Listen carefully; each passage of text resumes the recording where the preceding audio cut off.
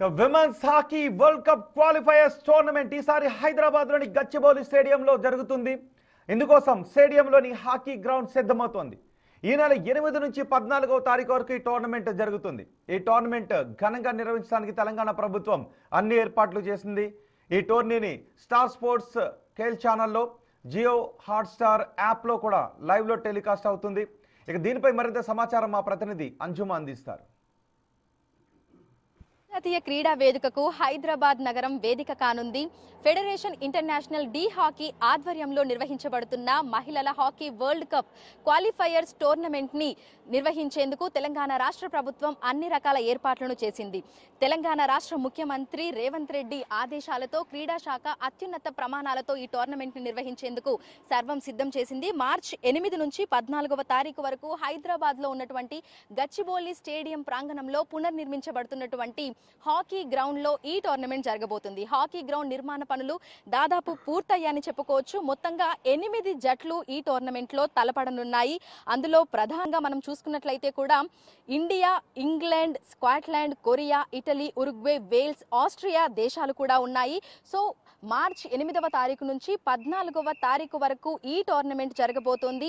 ఇప్పటికే హైదరాబాద్ కి పలు జట్లు చేరుకున్నాయి. ఈ టోర్నమెంట్ 2026 మహిళల హాకీ వరల్డ్ కప్ కు అర్హత సాధించేందుకు కీలక పాత్ర పోషించనుంది. అంతర్జాతీయ సౌకర్యాలతో తెలంగాణ క్రీడా ప్రాధికార సంస్థ ఆధ్వర్యంలో ఎటువంటి లోపాలు లేకుండా ఇప్పటికే అన్ని ఏర్పాట్లను పూర్తి చేసింది. ఇక స్టేడియం లోపల కూడా అంతర్జాతీయ ప్రమాణాల ఆస్ట్రోటర్ఫ్, ఆధునిక సదుపాయాలు, అత్యున్నత భద్రతా ఏర్పాట్లు, క్రీడాకారులతో పాటు వారితో పాటు వచ్చేటువంటి అధికారుల కోసం ప్రీమియం వసతులను కూడా అందుబాటులో ఉంచింది.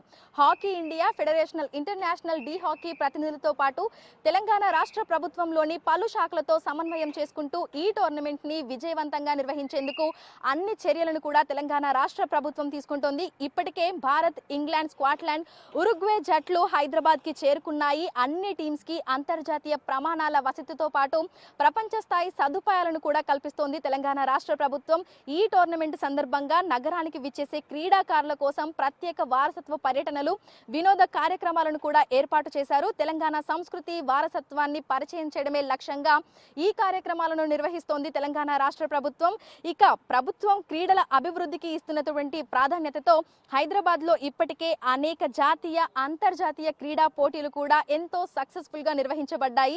మహిళల హాకీ వరల్డ్ కప్ క్వాలిఫైయర్స్ 2026 నిర్వహణతో హైదరాబాద్ మరోసారి ప్రపంచ క్రీడా పటంలో తన స్థానాన్ని మరింత బలపరుచుకోనుంది అని చెప్పడంలో ఎట్లాంటి సందేహం కూడా లేదు.